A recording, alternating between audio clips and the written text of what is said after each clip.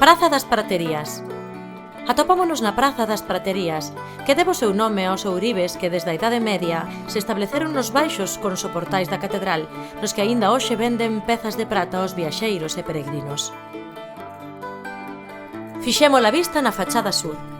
Esta é a única fachada románica que conserva a catedral. Trazada originalmente a finais do século XI, foi severamente danada debido a revoltas e altercados ao longo dos séculos XII e XIV. Tras a súa gran deterioración foi reconstruída, polo que moitas das figuras foron inseridas en desorde. Outras foron traídas da antiga fachada norte e doutros puntos da catedral, formando o conxunto que hoxe nos sorprende pola súa rica iconografía, dedicada a Cristo e á súa dobre natureza humana e divina. No friso conviven apóstolos, anxos e signos zodiacais. No centro vese a Cristo bendicindo. O carón ten a Santiago, o outros 6 pequenos anxos traídos da fachada norte ocupan un espazo baleiro. Aos pés de Cristo, a imaxe cadrada e máis clara representa a Abraham emerxendo da tumba. A pequena figura cornuda debaixo deste é Moisés.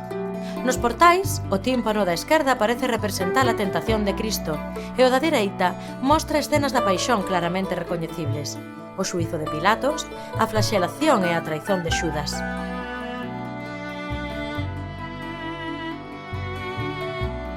Nas paredes laterais destaca a nosa esquerda o rei David, sentado no seu trono e tocando a fídula.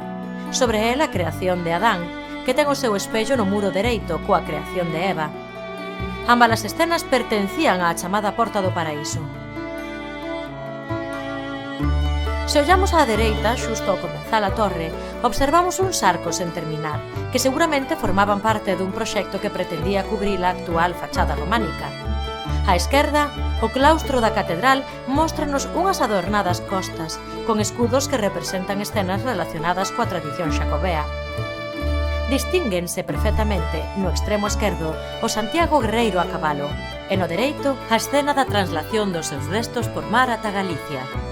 Os dous discípulos levan o féretro en barco, mentres un xinete os contempla desde as augas. Esta imaxe evoca unha fermosa lenda segundo a cal, ao paso da embarcación, un cabaleiro que caera á auga foi salvado por un milagre do apóstolo. Cando saiu do mar, ele e o seu cabalo estaban completamente cubertos por cunchas. Mirando o conxunto da praza, chamarános a atención fronte a nós a impoñente fachada da Casa do Cabido, decorada con motivos xeométricos típicos do barroco compostelán e algunhas alusións ao tema xacobeo, como as estrelas e a cuncha.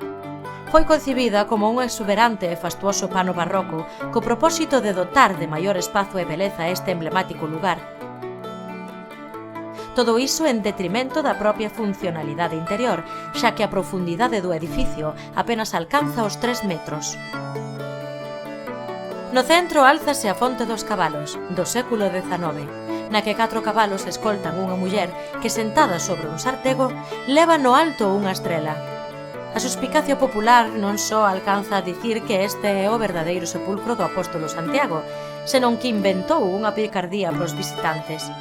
Non caia vostede na tentación de achegarse á fonte para ver, por petición de algún compostelán, os atributos virís dos cabalos. É só un truco para amollar os incautos.